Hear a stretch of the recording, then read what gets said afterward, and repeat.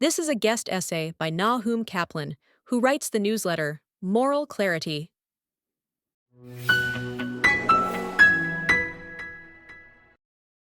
How to de-radicalize Gaza from the Islamist brain rot that Hamas and Palestinian Islamic Jihad have indoctrinated into Gaza's population is a question to which no one yet has a definitive answer. Germany's denazification after World War II is often cited as the model example. Yet, what exactly did it involve? How was it implemented? And did it succeed? It succeeded by some measures, but its approach was incompatible with modern Western sensibilities. Denazification was aimed at excising the defeated Nazis' malignant ideology, so the country and Europe could move on to fighting the Cold War, a collision between justice and necessity, vengeance and pedagogy, moral absolutism and geopolitical reality. It was violent, bureaucratic, compromised, and psychologically and morally incomplete. Denazification formally began with the Potsdam Agreement of August 1945. Its mandate was the eradication of National Socialist ideology from political, legal, economic, cultural, and educational life, the removal of Nazis from positions of authority, the prosecution of major criminals, and the re-education of Germans toward democratic norms. German society was deemed morally contaminated.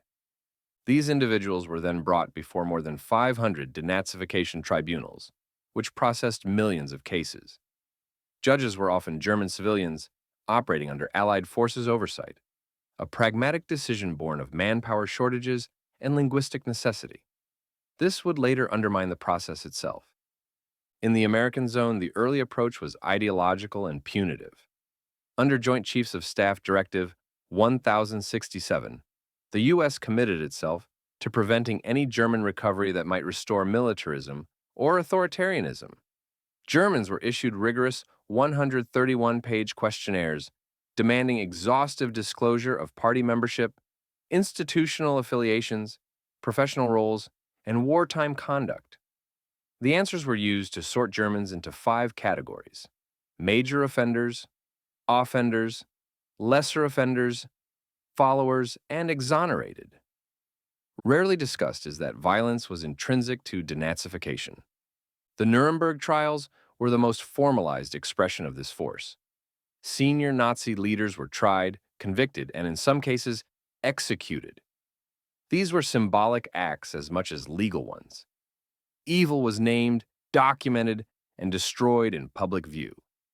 Nuremberg established enduring precedents: crimes against humanity, crimes against peace, that reshaped international law.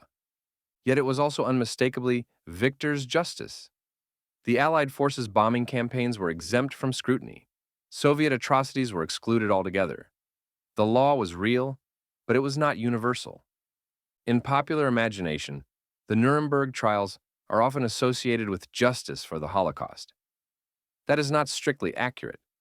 While many Holocaust perpetrators were indeed prosecuted, the trial's central purpose was to hold Germany's leadership accountable for crimes against peace. The Allies sought to prosecute senior Nazis for initiating a war that killed an estimated 80 million people. While Nuremberg imposed high jurisprudence, rougher legal standards prevailed elsewhere. In the chaotic months following Germany's collapse, summary executions, beatings, and arbitrary detentions were common. Civilians were marched through concentration camps such as Dachau and Buchenwald, forced to confront crematoria, mass graves, and the residue of industrialized murder. Shock was the pedagogical tool. The lesson was blunt. This is what was done in your name. Whether it produced shame, rage, or emotional numbness depended on the individual. And of course, on how deeply invested they had been in the lie. There was also social and judicial violence. In 1945, Germany was in ruins. Cities lay destroyed, food was scarce, and millions were displaced. Informal retribution flourished. Former Nazis were denounced, assaulted, and sometimes killed. Old grudges resurfaced. Survivors of forced labor and concentration camps occasionally exacted their own justice. This violence was not policy, but the Allies showed little interest in stopping it. All Germans were subjected to de-radicalization programs that ranged from as few as 3 weeks to as long as 2 years. For those in sensitive positions such as teachers, civil servants, judges, police, and journalists. Many were temporarily barred from employment. Germans were exposed in gruesome detail to what Germany had done, and it was made clear that the future held little for anyone who refused to renounce Nazism. Germany's division into Allied forces zones shaped how de-radicalization was conducted. The American zone pursued the most systematic and formal program. The British and French ran shorter, less rigid versions. In the Soviet zone, the process was swift, harsh, and paired with re-indoctrination into communist ideology. Even this classroom approach involved violence. Some Germans remained defiant, with young men standing up, saluting, and shouting Heil Hitler. The American response was to remove these young men from class, have soldiers beat them with batons, then return them to class, usually without medical attention. The message was clear: public loyalty to Nazism would neither be tolerated nor yield positive outcomes. It likely changed few minds, but it silenced many and provided a measure of satisfaction. Many aspects of denazification worked. The Nazi state was dismantled, its symbols and organizations were banned and dissolved, and its propaganda destroyed to the point that it had no immediate public afterlife. Prominent Nazis' removal through imprisonment, death, or disgrace created space for new political actors. The media was tightly controlled but intentionally pluralized. Newspapers and radio stations were licensed with democratic intent, propaganda for democracy, if you like. Most importantly, the evidentiary record produced at Nuremberg was unimpeachable. Whatever Germans later told themselves, the regime's criminality was so thoroughly documented that it could never be erased. Yet Germans quickly learned to game the system. Germany had been Nazified from top to bottom, so party membership was often framed as a necessity for survival rather than an ideological commitment. The postal clerk who joined the party to keep his job was flattened morally alongside the academic who lent his intellect to racial pseudoscience. The result was not justice, but moral equivalence. Germans acquired official character certificates attesting to anti-Nazi behavior from sympathetic clergy or neighbors.